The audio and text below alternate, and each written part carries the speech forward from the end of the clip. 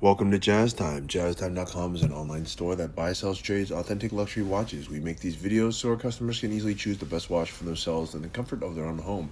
If you like this watch and would like to purchase it at the lowest price anywhere online, click on the link in the description below to buy it at JazzTime.com. Today, I'll be reviewing the Rolex Explorer I reference 14270. I'll tell you a little bit about the case, bezel, dial, bracelet movement, a little bit of history, try it on and give you my thoughts. So let's start with just a little bit of history. The Explorer I, there's also an Explorer II. The Explorer I is the watch that gave rise to the Explorer II, and as I understand, it is the watch that Hillary and Kensington wore to Mount Everest. That's right. There was a watch that went to or at least is named after them. They wore a Rolex up to Mount Everest on their ascent, and that's quite a feat considering that that's the highest point at any place on Earth. And they wore a mechanical watch. I don't know when this was, like what, in the 50s or 60s or whenever they climbed it. And wow, to have a mechanical watch go all the way up there and to have them be wearing a Rolex, I think that says something about Rolex as a brand. It's fantastic. Okay, and hence the name Explorer.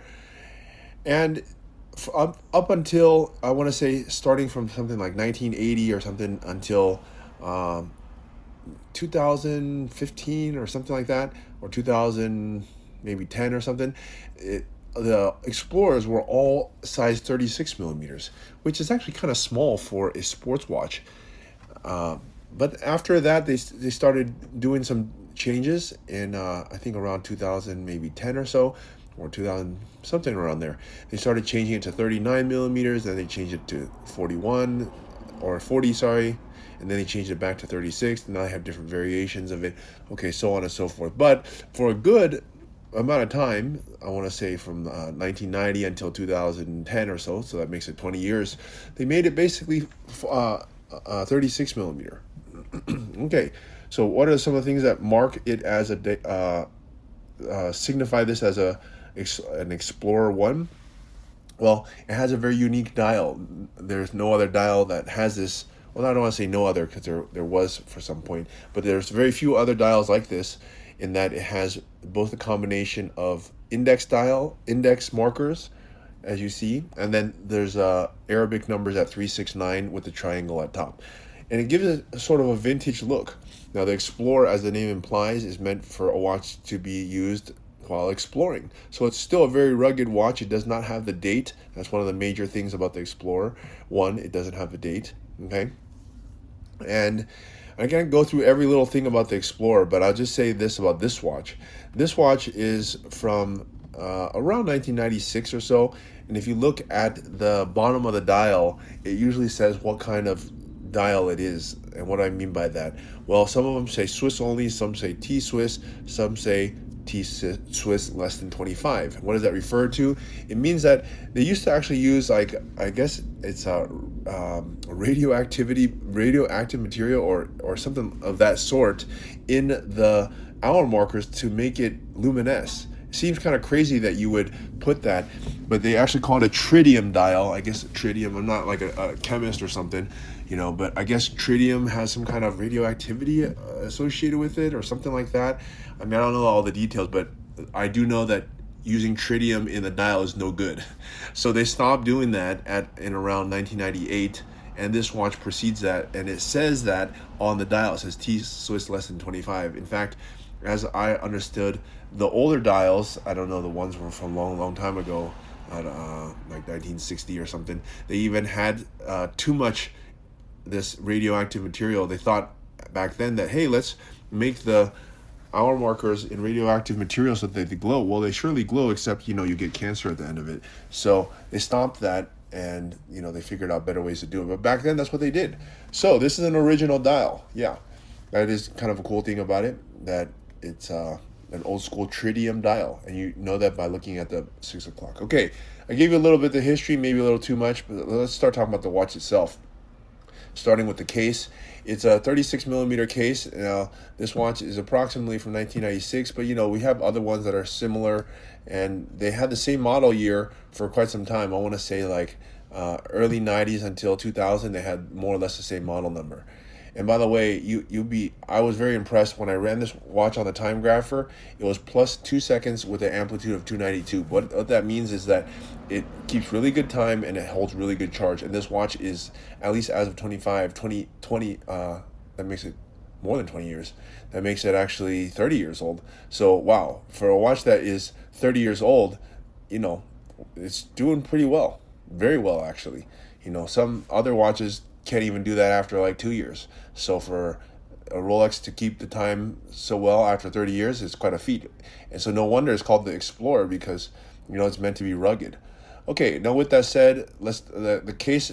What are some noticeable things about it? Well, first off is that it's 36 millimeters, and back then in 1996, a lot of the watches use holes in the case. So this is actually was quite I don't want to say revolutionary, but it was quite a luxury to have a watch with no holes on the case, and they did that before any other or most other watches. They would put a spring bar in, but the hole did not go all the way through. I know it seems like not a big deal now, but back then it was a big deal. And so yeah, this one has no holes on the case, and it has a very nice thin case, and then a nice brush finish on top with a high polish on the side. Let's look at the bezel. It's also a dome bezel, which is another reason why this watch is much more durable, because it doesn't have any fluting, or it's just a very plain finish, which is not necessarily a bad thing. So that's the bezel. The dial I told you a little bit about earlier. They only make the Explorer in black, which is a good thing. There's not tons of variations, which keeps the price up high on it. And it's just black. Has 369 as Arabic numbers, and all the rest are index, with the exception of the 12 o'clock position and some Mercedes hands. So the dial actually has really not changed even now in 2025 for the current version. It basically looks the same. I mean, more or less. So yeah. Okay, and the bracelet here, it's the older style flip lock traditional buckle with kind of hollow links, but it is old school, but it's still good. It's still sturdy, it holds well, and it still looks good. And this one has two-piece end links. I can just point this out to you. The end link, the link that connects to the head, it has two pieces. Now some of them have switched it to single end link. At this time period, they just did a double end link. Not a big deal, but yeah, it's a vintage watch. What do you that's how it was back then. And it has this flip lock buckle, which is a pretty cool thing. And it would have this flip lock buckle as opposed to a Datejust, because the watch is a vintage watch, so it has this flip lock buckle, and it keeps it safer. It keeps it on your wrist, so it's not going to fall off. And since it has this tritium dial, presumably it will start to fade over time and have more likely have a chance to have a brown patina, which some people like. So yeah. Okay, that's it. Oh yeah, the movement. Okay, so the movement, you can't see it anyways here, but I believe it's a caliber 3000, which is a time only one.